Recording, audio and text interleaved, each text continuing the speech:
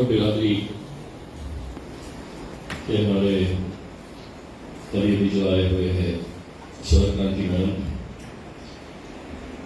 ये मेरी खुशनसीबी है कि मेरे एक तरफ जो है मैं इसके साथ पड़ा हुआ हूं और अभिजीत के साथ मैंने काम किया हुआ हूं। सत्यजीत के साथ मैं इंजीनियरिंग की पढ़ाई किया, वो इंजीनियरिंग पास हो गया, मैं फेल हो गया। अभिजीत के साथ मैं एनडीटीवी में पूना में मैंने 12 साल काम किया। एक दिन पत्रकारिता छोड़ी और सोचा कि कब तक खबरों के पीछे दौड़ोगे, खुद खबर बन जाओ।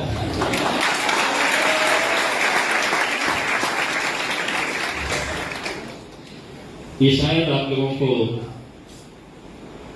एक मजाक के तौर के ऊपर लग रहा होगा, लेकिन मैं खुद जानता हूं कि 2014 के अंदर जब मैंने 24 साल की मेरी पत्रकारिता के जीवन की का अंत कर रहा था, तब मन में यह ख्याल नहीं था कि मुझे राजनीति में जाना है। मैं सोचा कि 2-4 महीने आराम करूंगा, फिर जाकर किसी जर्नलिज्म कॉलेज के अंदर बच्चों को पत्रकारिता पढ़ाऊंगा। लेकिन जब यहां पर आया तो इलेक्शन का माहौल चल रहा था। महज 1 महीना बचा हुआ था इलेक्शन होने के लिए 2024 का। मैं सितंबर में रिजाइन किया था और अक्टूबर में इलेक्शंस होने वाले थे। सोचा 2-4 महीने आराम करेंगे, घर में जाएंगे। यहां आने के बाद पता चला कि शहर के जितने भी लुच्चे लफंगे और बदमाश हैं वो सब टिकट की लाइन में खड़े हुए हैं कि हमें टिकट मिलने वाला है, हमें टिकट मिलना चाहिए। मैं अपने दोस्तों से ये कहता था कि राजनीति के अंदर क्यों पढ़े लिखे अच्छे लोग नहीं आते। तो हर एक की सोच ऐसी थी कि नहीं, राजनीति के अंदर आने के लिए पैसा लगता है, ताकत लगती है, मनी पावर, मसल पावर लगता है। एक दिन ऐसे ही बैठे थे, एक दोस्त जिसको थोड़ा सा राजनीति का कीड़ा था, उसको हम पुश कर रहे थे कि ले ले भैया, ले ले, कर ले, तू कर ले। उसने गुस्से में मुझसे ये कहा कि तेरे पास तो नौकरी भी नहीं बची है, तू क्यों नहीं लड़ लेता। मैंने सोचा कि हाँ, मैं दूसरों को क्यों कह रहा हूं, मैं खुद क्यों नहीं कोशिश कर रहा हूं। और कहते हैं ना कि कोशिश करने वालों की कभी।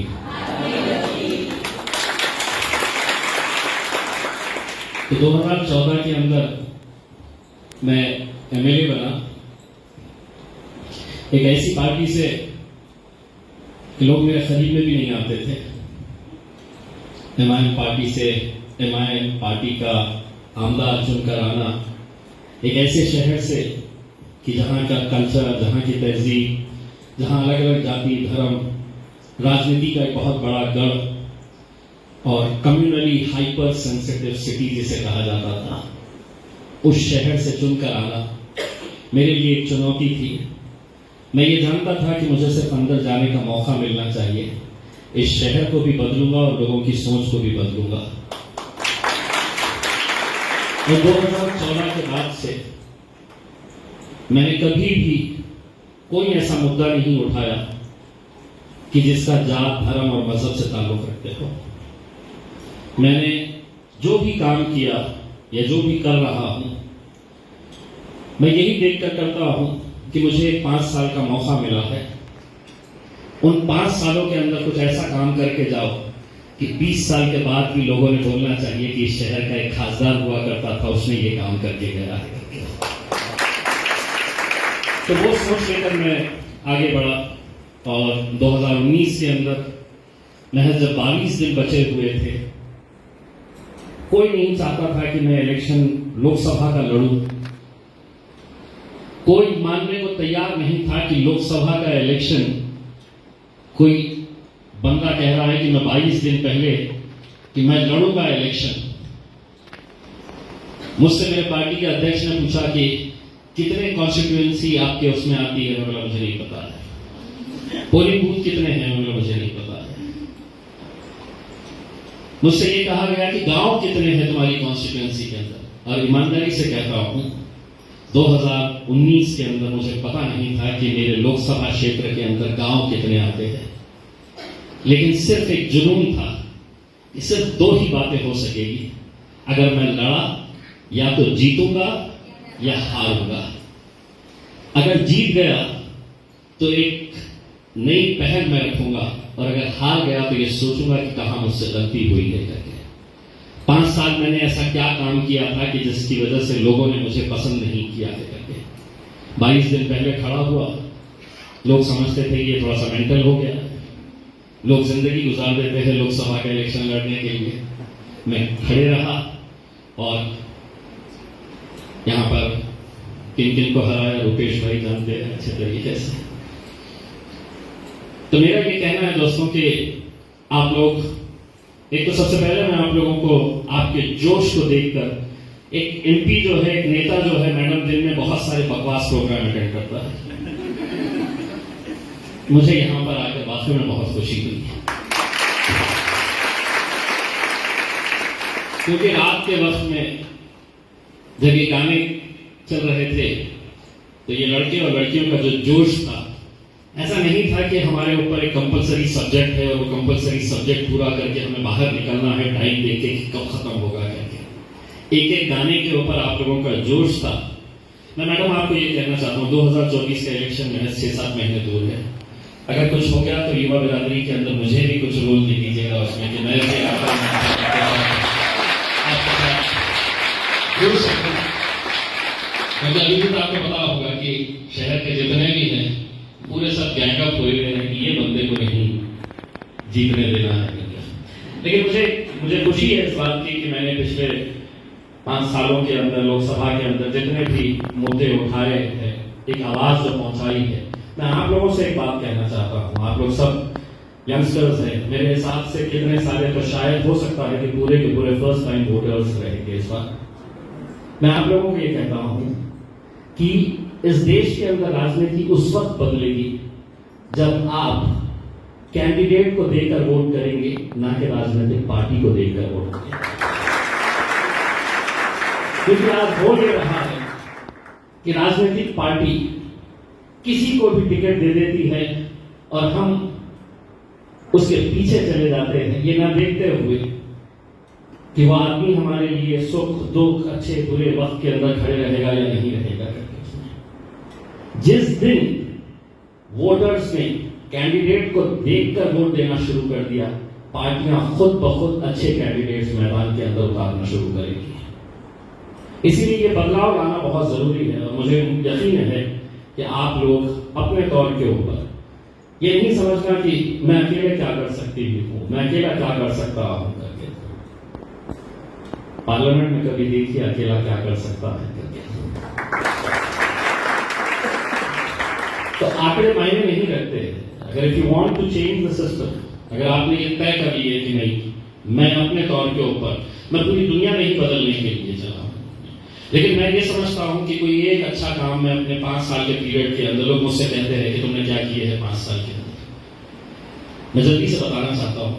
मेरे अपने कुछ नियम है, उसूल है, जो मैं कभी राजनीति की वजह से उसके अंदर कोई बदलाव नहीं किया। अगर आज मेरे शहर के अंदर किसी ने ये कहा कि हमें एक किसी महापुरुष का पुतला बनाना है या किसी का स्मारक बनाना है, तो इम्तियाज जलील उसका विरोध करता है। इसलिए विरोध करता है कि मैं चाहता हूं इस देश के अंदर बहुत सारे महापुरुष हैं और मैंने किया हुआ हूं, मैंने विरोध किया हुआ हूं बहुत सारे लोगों की, बहुत सारे राजनीतिक पार्टियों की गालियां भी खाया हूं उससे। लेकिन मैंने जब विरोध किया तो क्यों किया ये भी दिखाया हूं। जैसा आपको एक बताऊं, मैं जालना रोड के ऊपर, औरंगाबाद की सबसे कीमती जमीन जालना रोड के ऊपर है, एक महान नेता के ऊपर वहां पर एक स्मारक बनाया जा रहा था, सरकारी जमीन उसको दी जा रही थी।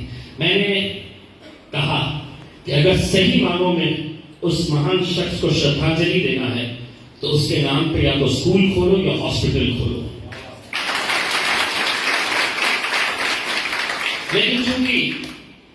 लेकिन चूंकि बड़े दुर्भाग्य की बात है, और ये हकीकत है, ये सच्चाई है, तुम इसे मानो या ना मानो, इस देश के अंदर जात धर्म बहुत मायने रखता है। अगर तुम कुछ कहोगे तो वो स्वीकार रहेगा, लेकिन इम्तियाज जलील जब कहेगा तो मुझसे कहीं ज्यादा सवाल पूछे जाएंगे। ये इसलिए पूछा जाएगा कि तुझे लायकी रहेगा, तुझे हिम्मत कशी थाली कि तू याचा विरोध कर दो। मैंने ये मुद्दा असेंबली के अंदर उठाया कि नहीं, वो जमीन के ऊपर अगर बनाना है तो अस्पताल बनाओ। इस शहर के अंदर अस्पताल की जरूरत है, क्योंकि मैं मानकर चलता हूं कि कोरोना के अंदर हर कोई जो मरा है वो सिर्फ उस वायरस की वजह से नहीं मरा है। हमें मेडिकल सुविधाएं पहुंचाई नहीं गई थी, कहीं बेड्स थे तो डॉक्टर साहब नहीं थे, डॉक्टर्स थे तो नर्सिंग स्टाफ नहीं था, नर्सिंग स्टाफ था तो रेमडेसिविर नहीं मिल रही थी। ये हकीकत थी, कोई नहीं सुना। तब मैं जाकर PIL हाईकोर्ट के अंदर फाइल किया और उसका नतीजा ये हुआ कि जिस जगह के ऊपर एक स्मारक बनाया जा रहा था एक नेता के नाम के ऊपर, आज उसी जगह के ऊपर 400 बेड के हॉस्पिटल का काम शुरू हुआ। 400 बेड हॉस्पिटल। तो जो लोग मुझे गालियां देते थे, आज वही लोग मुझसे कहते हैं कि नहीं, मैंने सिर्फ विरोध करना है बोल के विरोध नहीं किया है, मैंने उसका नतीजा लेकर आया हूं। और आज कल मैं रहूं ना रहूं, कल मैं जिले का खासदार रहूं ना रहूं, लेकिन एक बात तो है कि आज से 25-30 साल बाद भी जब आपके बच्चे होंगे और आप उस अस्पताल के सामने से गुजरेंगे तो आप कहेंगे कि जिले का एक खासदार हुआ करता था, उसने स्मारक को की जगह के ऊपर यह अस्पताल करवाया था करके। तो ये सोच लेकर अगर हम आगे बढ़ते तो यकीनन बहुत कुछ हम कर सकते थे।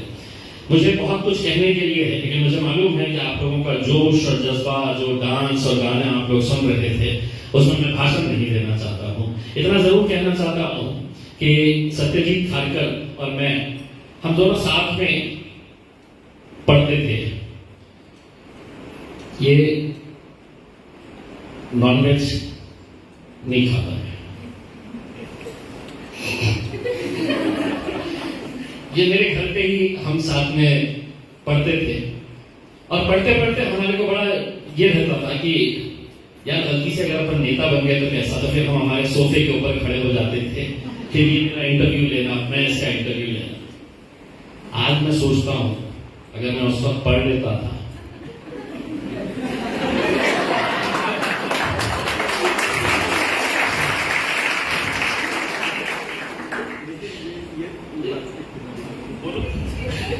लेकिन अभी जो इम्तियाज ने कहा वो बहुत सच है।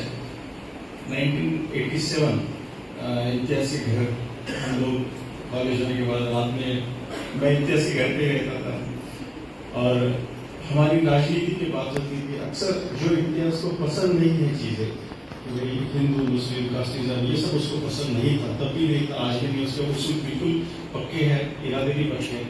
तब हम इससे सवाल किया करते थे कि कल अगर आप खासदार साहब बन जाओगे तो आप क्या करोगे। और कहीं उस चर्चा में मुझे ऐसा लगता है कि इसकी नींव एक रखी गई कि मुझे कुछ करना है और उसका वो सपना सच हो।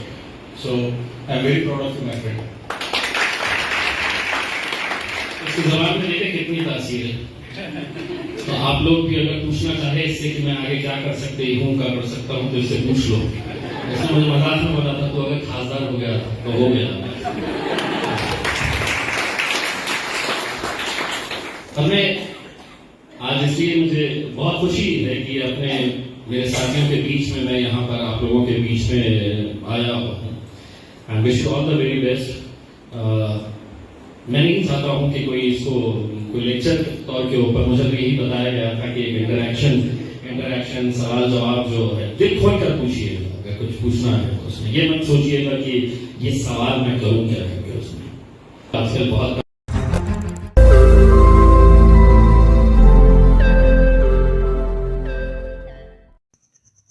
रोज नई खबरों को देखने के लिए हमारे औरंगाबाद समाचार चैनल को सब्सक्राइब कीजिए और नोटिफिकेशन पाने के लिए हमारे बेल आइकन को दबाइए ताकि हर खबर की नोटिफिकेशन आपको मिलती रहे।